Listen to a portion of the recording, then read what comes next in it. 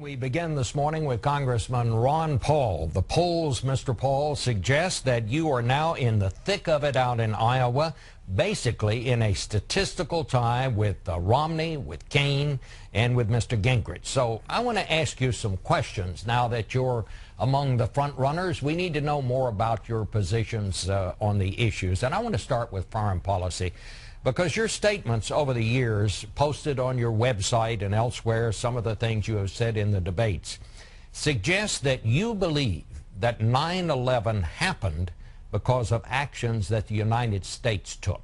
Is that correct? Well, I think there's an influence, and that's exactly what the 9/11 Commission said. That's what the DOD has said, and that's also what the CIA has said, and that's what a lot of researchers have said.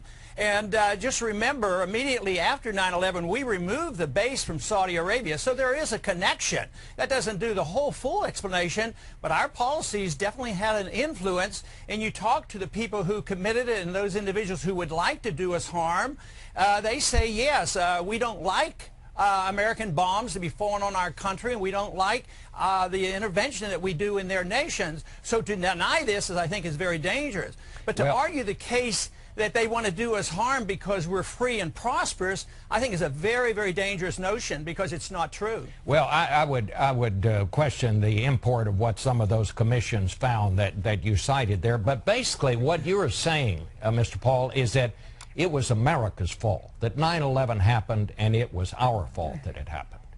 No, I think that's a misconstruing of what I'm saying, because America is you and I, and we didn't cause it. The average American didn't cause it.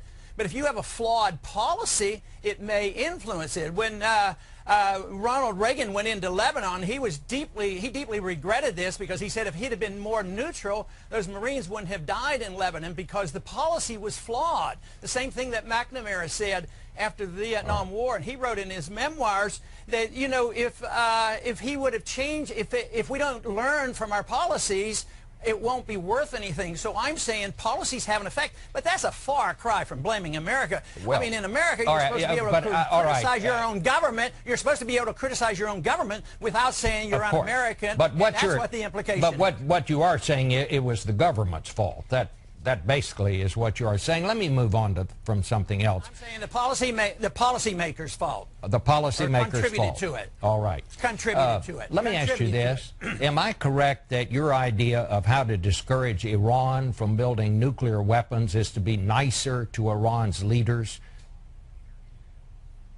Is that correct? Well, no, I think to be, we have 12,000 diplomats. I'm suggesting that maybe we ought to use some of them.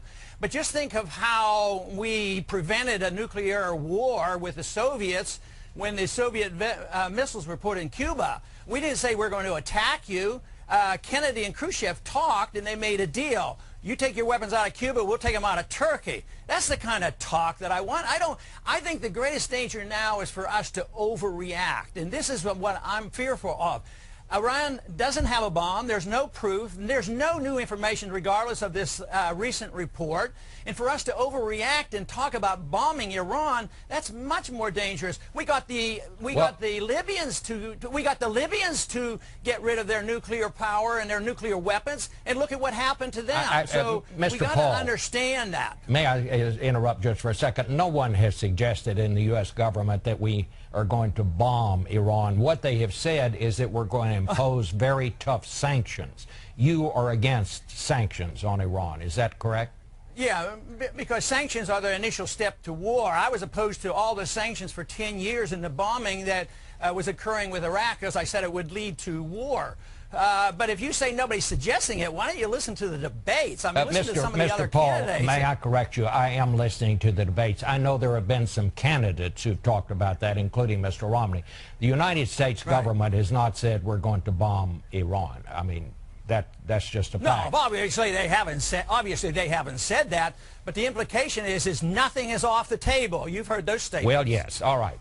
Let's move on then. Do you think there is any place in the world where United States forces should be stationed? You've talked about bringing them home from Afghanistan, from Iraq. Is there any place where you think it helps us to have U.S. forces stationed? No, other than the fact that I think a submarine is a very worthwhile weapon, and I believe we can defend ourselves with submarines and all our troops back at home.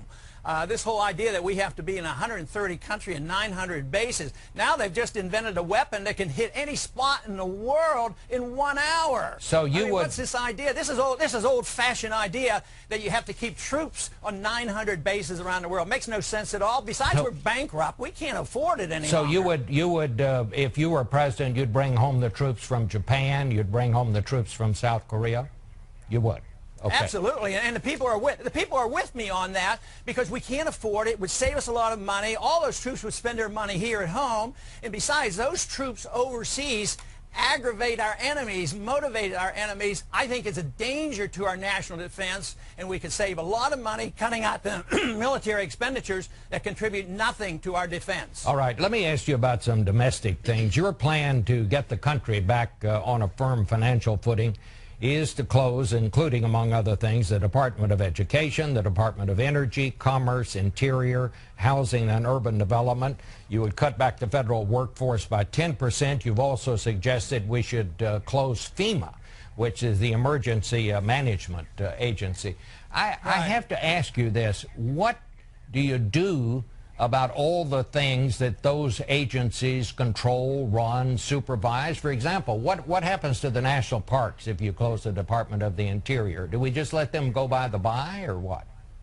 No way. And the program deals with this. There's transition funds, but we would like to see a lot of land sold off, but we're not going to just ignore the parks. No, not at all. I mean, the money isn't there. These are departments that are doing too much. The American people are sick and tired of our educational system. Just think of how we've been involved and give out loans, and we educate students. The price of the cost of education goes up. They graduate, they don't have jobs, and they have $1 trillion worth of debt.